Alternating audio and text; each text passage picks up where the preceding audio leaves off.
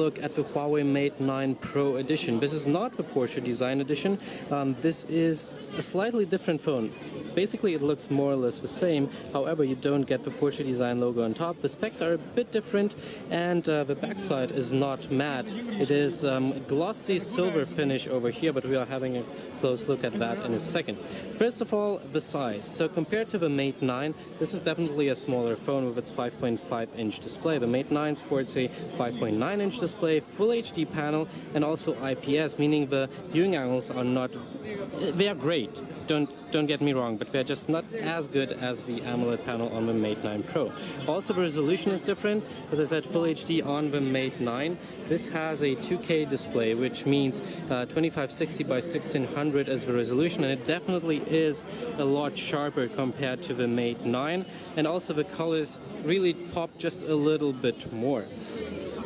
So having a look at the display a bit more, you can see that it has a very slight curve on the right and left side. Compared to the Galaxy S7 Edge, it's a lot slighter, and I'm not completely sure if the panel itself is curved or just the glass, but it definitely has a very nice look to it. Also, the bezels are not as thin as compared to the Mate 9 Pro, at least that's how it looks like. Let's have a look. Yeah, I guess the Mate 9 Pro has still a bit slimmer bezels, but anyways, the 5.5-inch display makes this phone just a lot more comfortable to hold, since it's just a lot smaller.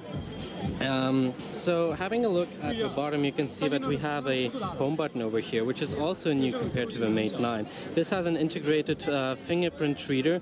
Also, it's touch sensitive, meaning you cannot press it, but you can just touch it to go back. For example, in the browser, if you open up a website, you can just go back by tapping it, or a long press brings you back to the home screen. Also, you can swipe to reach out to the multitasking menu, and usually what you would get with a phone which doesn't have any Android keys on screen is 2 touch points over here, but I cannot see them at all. On the left side there's a nano SIM card slot, typical, connections on the bottom, 3.5mm jack, a USB Type-C, this is your speaker over here, and of course you get your usual buttons on the right, which are really well built. So on the back, this looks a bit different compared to the Porsche design. So the Porsche design has a very matte graphite kind of look. This is a brushed aluminum silver design, which is also glossy. It does look really good, and actually, you can't see any fingerprints, which is also kind of nice. Also on the back, it's sporting the same cameras on the Mate 9, which is a dual camera from Leica with 12 and 20 megapixels, dual LED flash, 4 kinds of autofocus right here, so there's not much of a difference in terms of specs. This phone will be retailing for about 640 euros in December, and if we have a look at the specs, this is the smaller version. This is running with 4 GB of RAM and 64 GB of storage. Of course, the Kirin 960 CPU, which is also in the Mate 9 and in the Mate 9 Porsche design as well.